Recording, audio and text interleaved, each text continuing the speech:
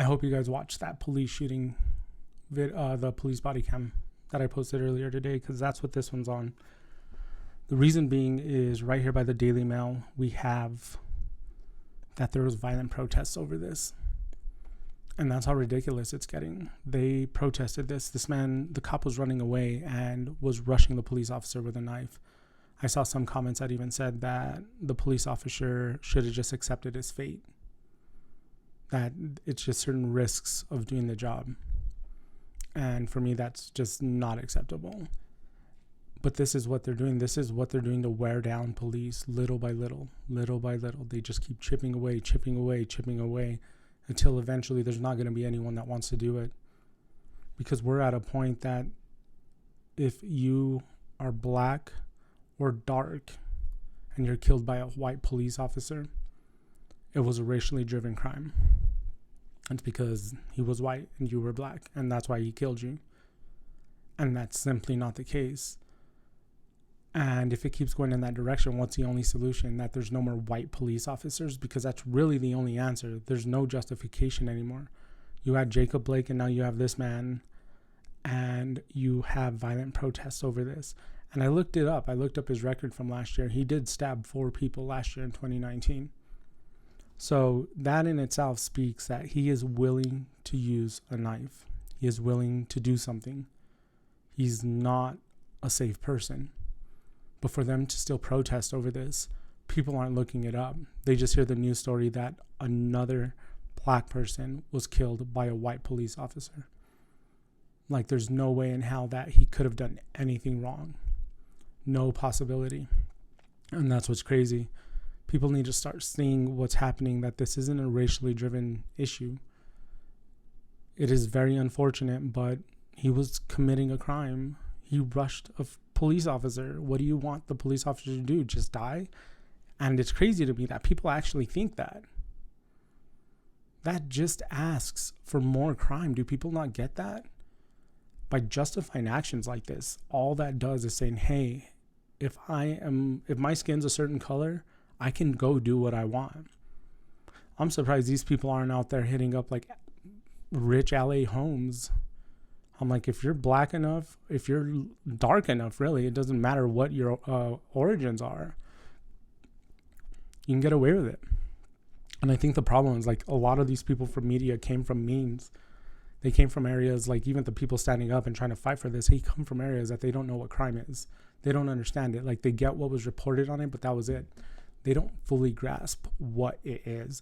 They don't grasp growing up around it, and they don't grasp that people do bad things because they want to. Yes, there are some people that are a product of their environment. I don't think anyone would really argue with that. At least I wouldn't. But there's some people that just do bad things. The life of crime. Selling drugs gets you more money and faster money than going to college. I'm like, you can give someone all opportunities to be successful in what you deem successful, going to college, following a certain route, and then they're still gonna do bad things. There's just evil people. But then giving a justification for any kind of violence like this, you're asking for violence to get worse. Violent criminals just didn't crawl out of the woodwork because their police were created. There's always been violence. The only question is, how was it going to be handled? Is it handled on the state level? Is it handled on a federal level in our case? Or is it just handled by every city? Back to the Wild Wild West days, where any person in power can be corrupt by a person who has enough money to corrupt them. And I can promise that no one wants that kind of a system. And if we go to this community policing shenanigans, that's what it's going to be. Yeah, it might be great and civil for a certain amount of time, but people also fail to see that those bad people, there's people that just crave power. They know how to speak. They know how to touch people. And they know how to move up. And people don't even realize it.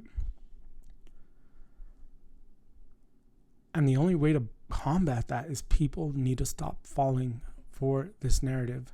They see a video, they need to start asking questions and not believe anything they're told, until they see the full video. But even bigger than that, you weren't there. You don't know what happened. You don't know if this is the first encounter with this person, this police officer himself. You don't know if the police officer's been shot before, if he's been stabbed before. You weren't there. And most people don't even know what it's like to have somebody running at them with a knife, then alone to sit back and say how they're going to react. Honestly, I was trained in active shooter scenarios. And one of the craziest things is that when you have people saying they know how they're going to react, they're going to go out there, they're going to do this, they're going to do that. And it blows my mind because they act like they know how they're going to control themselves. I've still never been in that type of scenario, and I can honestly say that like there's a hope that I would do something great and heroic. I can't talk today. But if I'm being completely honest, I don't know how I would react. Is it going to be that kind of fear that I just freeze up and can't move and just sit there in the corner and then accept my fate unwillingly? Or do I get up and fight back? And I don't think you get that answer until you run into that situation. Even police officers, there's so many police officers that have never dealt with violence and the extent of them needing to pull their gun and even shoot it. And so many of them never want to. So for anybody to sit there and criticize how a police officer handled a situation without being in that situation or even experiencing that situation, you don't have any room to talk. You don't know what fear is like being chased like that. You don't know what a justified killing is. I can tell you right now, everything that I see in this video, he was justified to shoot. He was running away, but I'm like, that's just a matter of my opinion. This needs to be investigated. They need to figure out if it was a just shooting or not. But the general public out there, just especially these younger people, think they have this right to decide who's going to live and who's going to die. They talk about police not being the judge, jury, or executioner.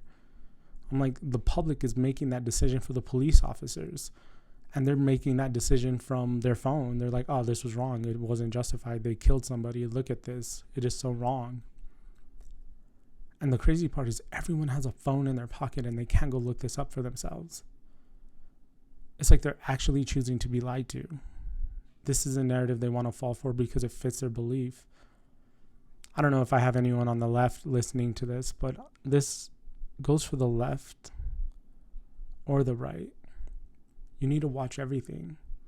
If you're on the right, especially in the extreme right, you need to watch CNN. It's hard, but you need to watch it because that's the only way you're going to get all the information. You're going to get a story of something that somewhere else may not report.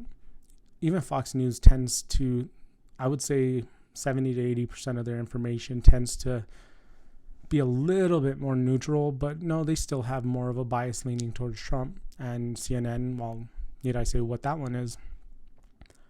But the only way you're going to get all the information is if you listen to both sides.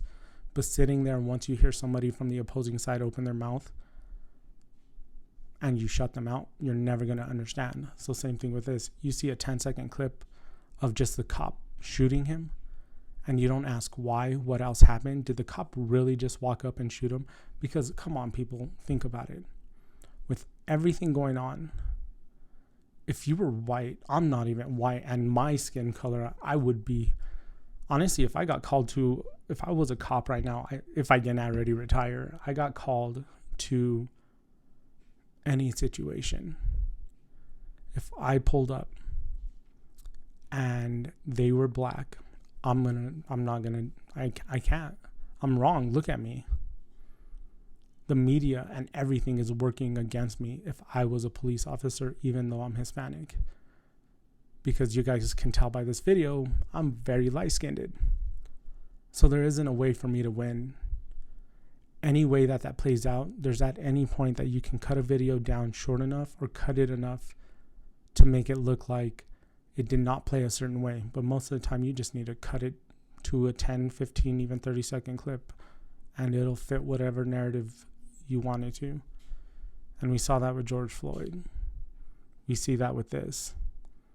How many kids just saw a screenshot and said, here's another murder? and what is going to be done about it. We got to fight for this, when really you're fighting for somebody that was committing a crime. Like always, if you guys find value in this content, like, comment, and subscribe. Y'all have a good one.